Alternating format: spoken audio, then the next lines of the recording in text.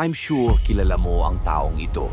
At kung hindi pa siya lang naman si Alice Guo o Guo Huaping. Madam Chair, At ngayon panoorin mo ito dahil hihimayin natin ang dark story tungkol sa kanya.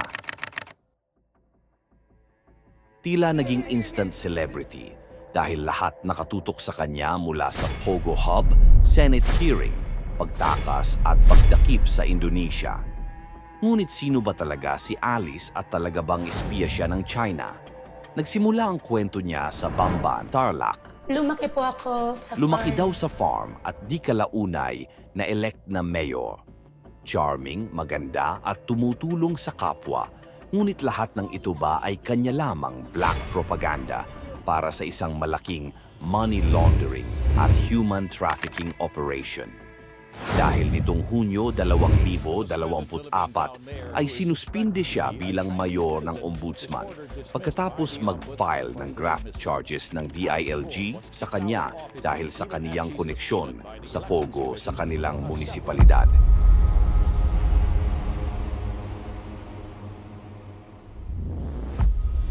Si Alice Leal Guo ay ipinanganak noong Hulyo 12, 1986 at siya ay ipinanganak sa Fujian, China.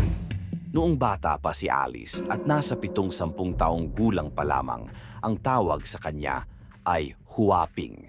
Ayon sa kanyang salaysay, siya ay homeschooled at ang kanyang guro ay si Teacher Rubilin po, nakasama ko rin po siya. Ang pangalan ng kanyang ama ay Jian Zhongguo at ang pagkakakilanlan naman ng kanyang ina ay Lin Wenyi, isang Chinese businesswoman.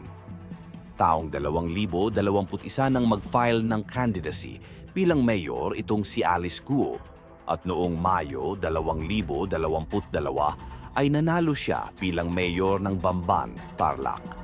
Ayon sa mga taga-Bamban, si Alice Guo daw ay mabait at masipag sa kanyang katungkulan, kaya't hindi sila makapaniwala na nasangkot siya sa mga ilegal na aktibidad ng Pogo. Tara, let's go!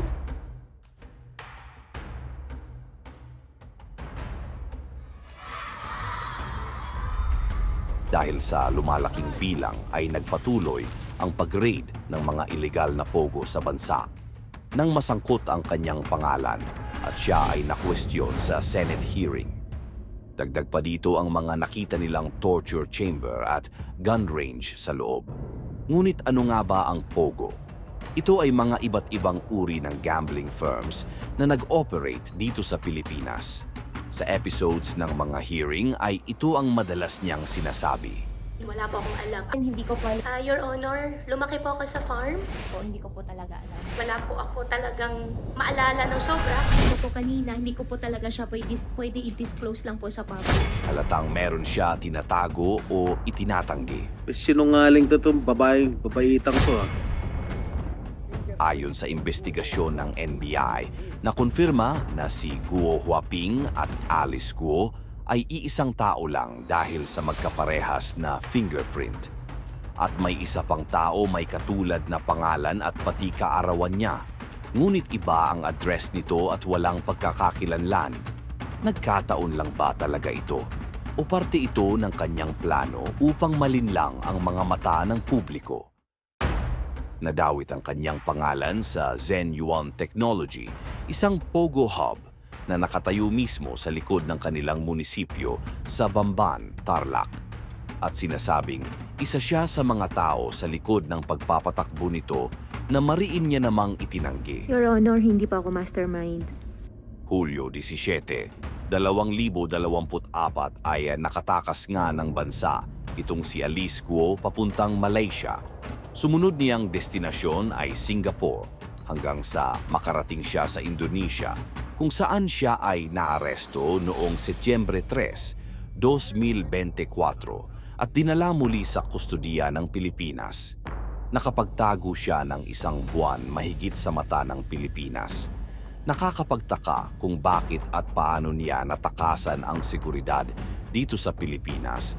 Sakay ng isang yate at hindi isang maliit na bangka lamang.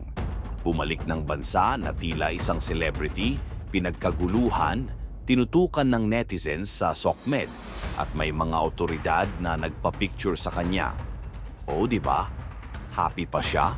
Anong mali sa ating mga Pilipino na isang dayuhan at kalaban pa mismo ng ating bansa ang nakaupo sa gobyerno, sangkot sa malaking Pogo Hub, na scam, nakatakas, at kailan ba maipapataw ang parusa sa kanya? Kailan mahuhuli ang mga sangkot dito? At totoo bang 1,000 taon mahigit siyang makukulong? Kayo? Ano sa palagay nyo?